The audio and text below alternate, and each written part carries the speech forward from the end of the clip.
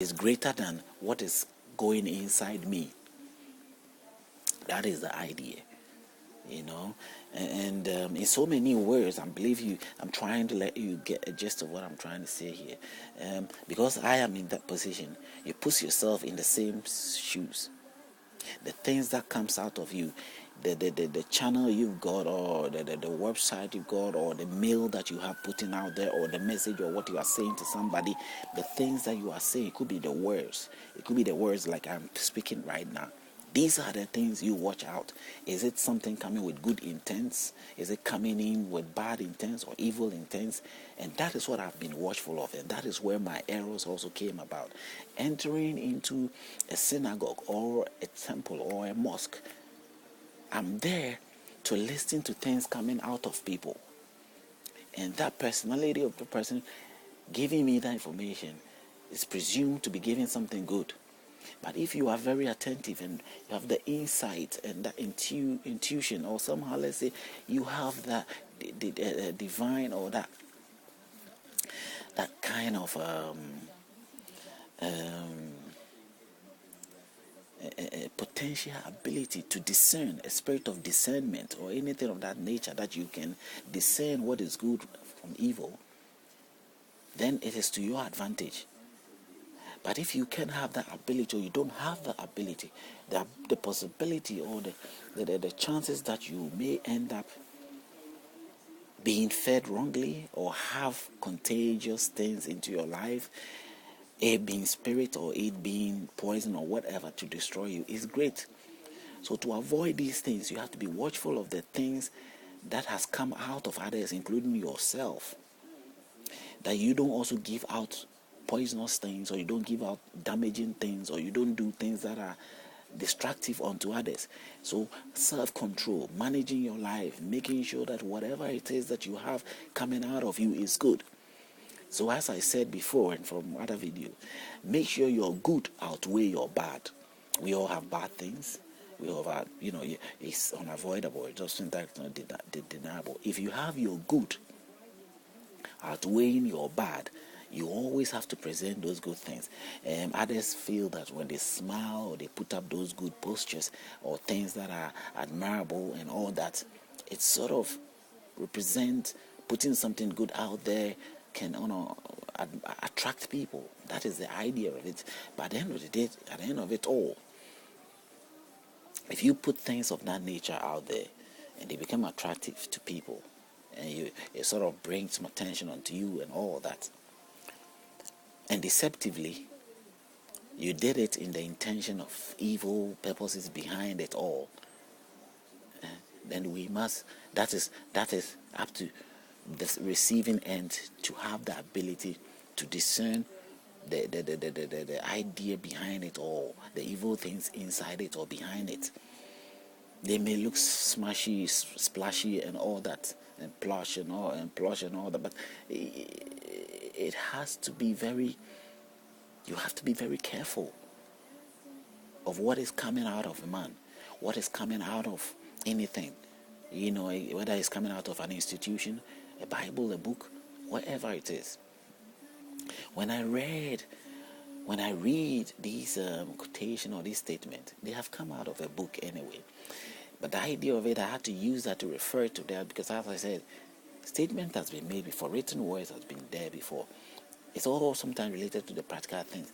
But for you to say that it comes from God, we have to make sure that the entire book comes from God. Everything has come from God, and whatever comes from God is perfect. The imperfections, things that I reveal there, makes it not qualified to come from God. But it may have some significance, something wise said, something sensible said, like what I've just picked from Matthew 15:11. It has some relations to what I'm saying. So somehow I am doing everything to say something good, to do something good, to make sure that whatever I put there, my goodness outweigh my bad or the evil side of me. And this is some of the means of which I have to do that, as taking my personal responsibility to put the good things out there and prevent the bad things going out. because we have the ability of putting bad things out there. This is something that naturally comes to us, at ease. We do that. So let us be very careful as to when it comes to what we take in, because just as you are capable of putting bad things out there, so it is that your mates out there can also put bad things out for you to sort of go for it. Where do we get our problems from?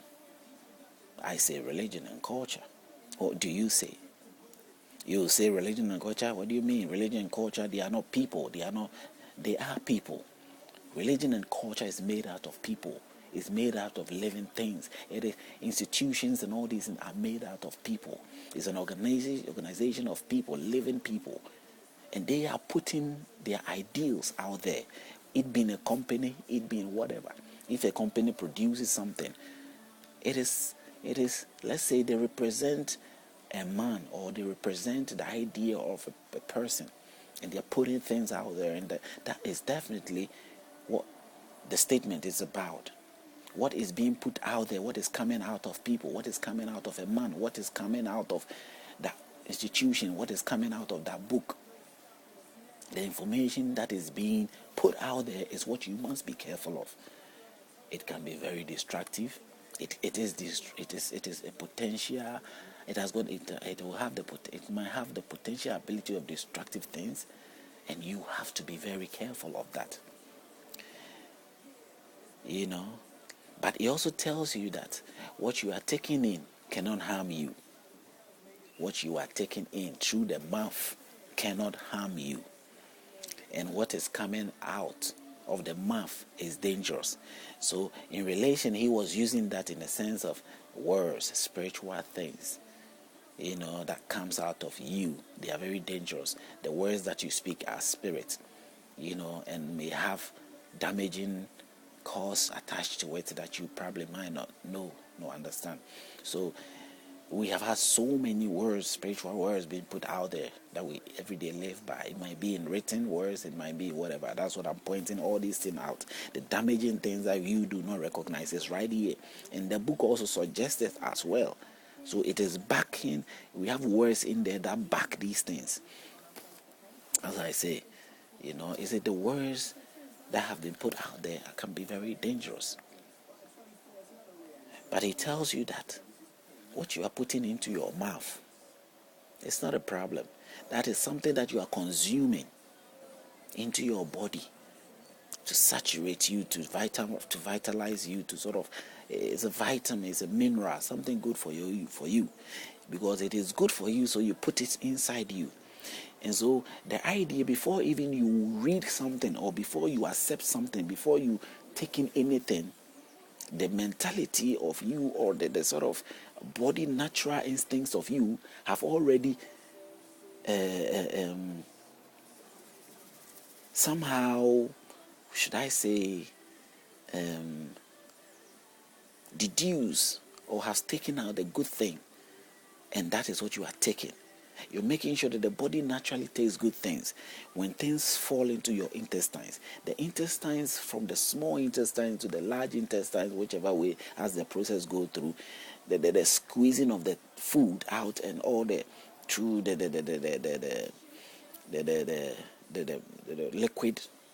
liquidation, or the nature of which the liquid nature that the food tends to become, and all that process which somehow turns up that the body has to absorb whatever, the absorption and all that thing that goes on, the absorbing of the food, and the good things is being squeezed out. The nature of the body allows and accepts good things. It's taking in the good things or the better things that you took in. But not all the things that you ate may necessarily be good for the body. But the body will naturally take good things. That is how it comes in words. The words that we listen, the things that we hear. If you go to speak, you have conversing with your friend, for instance, and he's saying all sort of things. The ability of those things that he's saying might have bad things and all things that are unnecessary to you. Immediately you sense it. You say what you're saying is rubbish. Why would you say that? Because instinctively you are able to have that discernment to decide what is useless, what is nonsense, what is all that you can